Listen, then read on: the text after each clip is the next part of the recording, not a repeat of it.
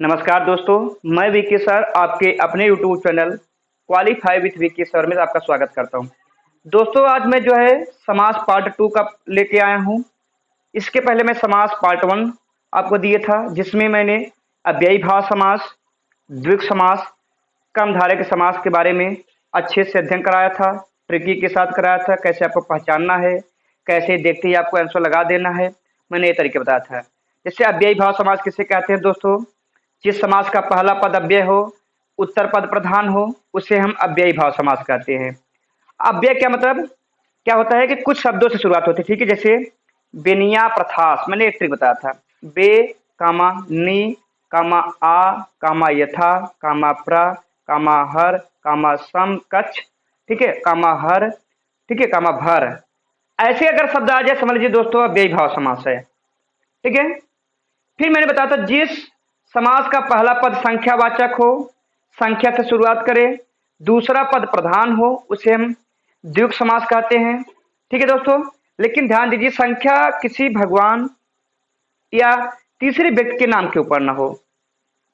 जैसे अठन्नी, 8 आनों का समूह, चवन्नी, 4 आनों का समूह, त्रिफला, 3 फलों का समूह, त्रिभुज, चतुर्भुज, चौराहा, तिराहा, ये सब क्या है हमारे? ये हमारे द्विगु समास के उदाहरण है दोस्तों। फिर मैंने बताया था कर्मधारय समास। कर्मधारय समास की पहचान क्या है? जिस समास का पहला पद विशेषण हो या विशेष हो, दूसरा पद प्रधान हो, उसे हम कहते हैं कर्मधारय समास। या कहीं दोस्तों क्या होता है कि उसमें विशेष की क्वालिटी दिखाई गई होती है, कुछ न कुछ अच्छाई, क्वालिटी, बुराई, कुछ न कुछ दिखाया गया होगा, ठीक है। रंग रूप अगर दिख जाए, ऐसे शब्द दिख जाए तो वहां पर कर्मधारय समास। जैसे नीलांबर, नीला अंबर, अंबर क्या कहा गया है? नीला। मृग नयन, नयन को कैसा कहा गया है? मृग के समान नयन कहा गया है, ठीक है। महापुरुष, पुरुष को क्या कहा गया है? महान कहा गया है। महाजन, जन को क्या कहा गया है? महान कहा गया है। तो ये क्या है? लौह पुरुष, लोहे के समान पुरुष, ठीक है। तो क्या है? ये क्वालिटी दिखा रहा है किसी अन्य की। तो क्या होता है? हमारा कर्मधारय समास हो गया। अब आज की बारी है हमारा द्वंद्व समास की। दो किसकी? द्वंद्व समास। देखिए दोस्तों द्वंद्व समास में क्या होता है, परिभाषा क्या बनेगी? जिस समास के दोनों पद क्या हो? प्रधान हो। जिस समास के दोनों पद क्या हो? प्रधान हो, उसे हम द्वंद्व समास कहते हैं दोस्तों, ठीक है। और दूसरी चीज, अगर कभी आपको उदाहरण में पहचानना है कि द्वंद्व समास का उदाहरण है, ध्यान दीजिए दोस्तों पॉइंट क्या बनता है कि द्वंद्व समास के उदाहरण योजक चिन्ह, ठीक है, या से, कामा, अथवा से जुड़े होते हैं, ठीक है, उसे हम द्वंद्व समास कहते हैं। ये पॉइंट होता है। जैसे हम कहें रात दिन,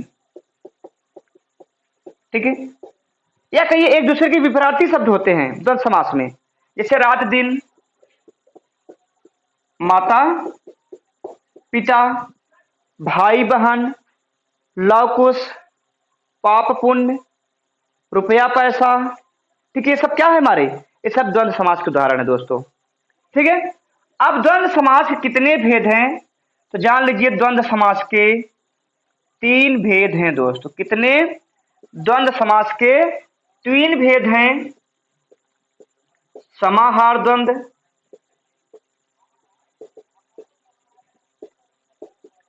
इतरेतर द्वंद्व, और तीसरा है वैकल्पिक द्वंद्व। समाहार, इतरेतर और वैकल्पिक द्वंद्व, ठीक है। अब समाहार द्वंद्व क्या है दोस्तों? समाहार द्वंद्व का मतलब होता है ऐसे उदाहरण या समान महत्व वाले, ठीक है, समान महत्व वाले क्या होते हैं उदाहरण हमारे? क्या होते हैं? समाहार द्वंद्व होते हैं, ठीक है, ठीक है। जब दोनों पद क्या हो? समान महत्व वाले हों, उसे हम कहते हैं समाहार द्वंद्व। जैसे हम कहें जितना भाई का महत्व है उतना बहन का, ठीक है, जितना माता का महत्व है उतना पिता का, जितना लव कुश का महत्व है, जितना लव का उतना कुश का, जितना पति का महत्व है इतना पत्नी का। आप समझ गए होंगे दोस्तों। दोनों पद क्या होते हैं, समान महत्व के होते हैं। ठीक है, तो समाहार द्वंद्व होता है। ठीक है, फिर आइए देखते हैं इतरेतर द्वंद्व किसे कहते हैं। ठीक है, इतरेतर द्वंद्व का मतलब होता है जब दोनों पद, ठीक है, या कहिए जब आपका पहला पद जिस क्षेत्र से जुड़ा हो, समझ रहे हैं आप, जब पहला पद, ठीक है, जिस क्षेत्र से जुड़ा हो और दूसरा पद भी उसी क्षेत्र से संबंधित हो। हमारा पहला पद जब जिस क्षेत्र से जुड़ा होगा और दूसरा पद भी हमारा उसी क्षेत्र से संबंधित होगा, या कहिए असमान महत्व वाले शब्द। ठीक है, जैसे हम कहें, देखिए रुपया पैसा। ठीक है, तो दोनों का क्षेत्र एक ही एरिया का है कहीं नहीं, जैसे दोनों का क्षेत्र जो है मनीष है, रुपया पैसा। ठीक है, दाल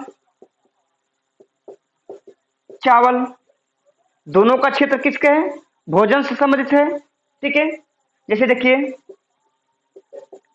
गाय भैंस, दोनों का क्षेत्र किससे है, दूध वाले एरिया से है।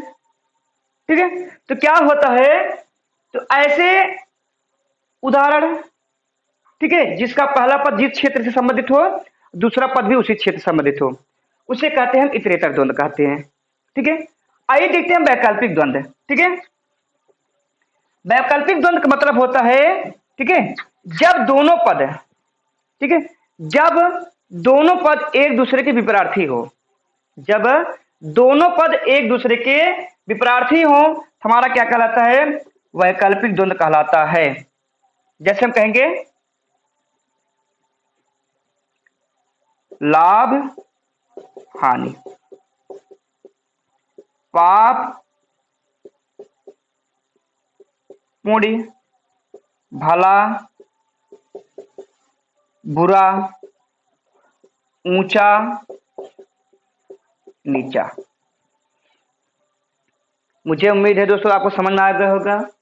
द्वंद्व समास के दोनों पद प्रधान होते हैं, प्रथम पद भी उत्तर पद भी प्रधान होता है, दोनों पद के मध्य योजक चिन्ह लगा होता है, या तो या लगा होता है, या तो अथवा, या तो और लगा होता है। इन शब्दों से द्वंद्व समास के उदाहरण जुड़े होते हैं, यही हमारा पहचान है। अगर उदाहरण में शब्द दो शब्द के मध्य एक चीज दिख जाए तो हमारा द्वंद्व समास होगा। ठीक है, फिर मैंने बताया था द्वंद्व समास के उदाहरण क्या होते हैं, जैसे रात दिन, पाप पुण्य, लाभ हानि, भाई बहन, पति पत्नी, ठीक है, रुपया पैसा, दाल चावल, गाय भैंस, ये हमारे द्वंद्व समास के उदाहरण है। ठीक है, अब क्या होता है कि द्वंद्व समास के तीन भेद हैं, समाहार द्वंद्व। ठीक है, जब समान महत्व वाले दोनों पद होंगे तो क्या होगा, हमारा समाहार द्वंद्व होगा, जैसे भाई बहन, लव कुश, पति पत्नी।